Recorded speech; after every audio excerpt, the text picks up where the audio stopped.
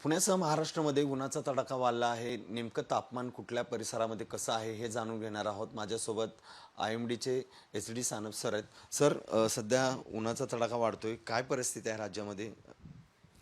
मागील 2 ते 3 दिवसांपासून महाराष्ट्रातील बहुतांश ठिकाणी तापमान वाढलेलं आहे.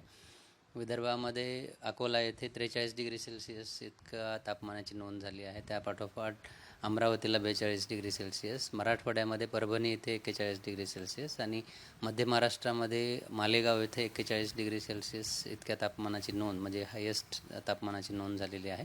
आणि बऱ्याच ठिकाणी तापमान हे 40 डिग्री सेल्सिअसपेक्षा जास्त आहे.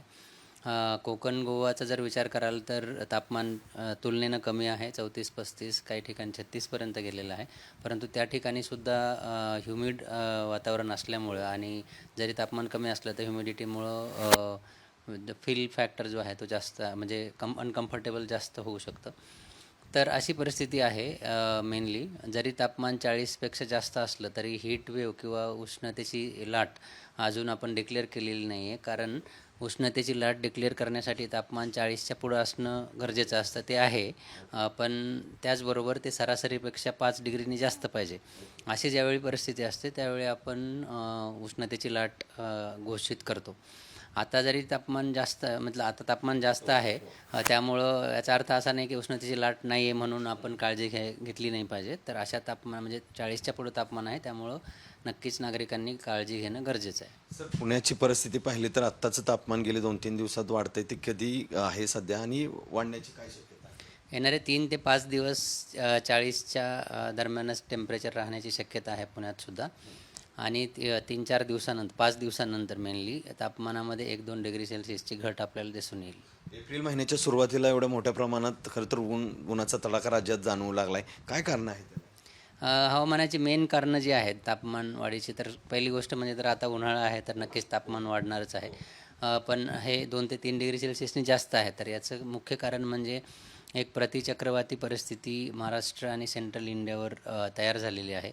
आणि ज्यावेळी प्रतिचक्रवाती किंवा अँटीसायक्लोनिक सर्क्युलेशन तयार होतं आपल्या रिजनवर, तर अशावेळी हवा ही खालच्या बाजूला दाबली जाते. त्याचबरोबर हवेतील आर्द्रता कमी होते आणि निरभ्र आकाश असतं. तर सूर्याकडून येणारी जी किरणं आहेत ते अधिक तीव्रतेने येतात आणि त्यामुळं तापमान वाढतं आणि तेच आता होताना दिसतंय. येणाऱ्या काळात उष्णते लाटेची भीती आहे? उष्णतेच्या लाटेची भीती मेनली विदर्भासाठी म्हणजे अजून 3 दिवसानंतर आहे. उर्वरित महाराष्ट्रामध्ये सुद्धा काही ठिकाणी, मध्य महाराष्ट्रातील काही ठिकाणी आपण उष्णतेची लाटेचे इशारा देऊ शकतो, पण आतापर्यंत दिलेले नाही आहेत. तो टेम्परेचर पण 40पेक्षा पुढे राहण्याची शक्यता आहे आणि उष्णतेची लाट जरी आली तरी येलोच अलर्ट राहील आता तरी, असं एकंदरीत दिसतंय. राज्यात सगळं तापमान पाहता येणाऱ्या काळात हे तापमान अजून जास्त वाढण्याची शक्यता आहे?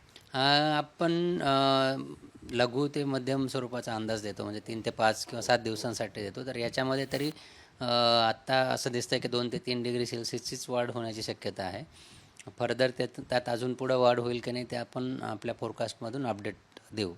नक्कीच आपण पाहतो की राज्यातल्या अनेक जिल्ह्यांमध्ये 40 डिग्री सेल्सिअसच्या वर तापमान आहे. येणाऱ्या काही दिवसही ते तसंच राहील, त्यामुळे काळजी घेण्याची गरज आहे. कॅमेरामन आदर्श कटकेसह सचिन जाधव, साम TV न्यूज, पुणे. देश विदेशातील प्रत्येक घडामोडींचे लाईव्ह अपडेट मिळवण्यासाठी आता साम टीव्हीच्या सर्व सोशल मीडिया प्लॅटफॉर्मला लाईक, फॉलो आणि सबस्क्राईब करा. तसंच सर्व नोटिफिकेशनसाठी बेल आयकॉन प्रेस करायला विसरू नका.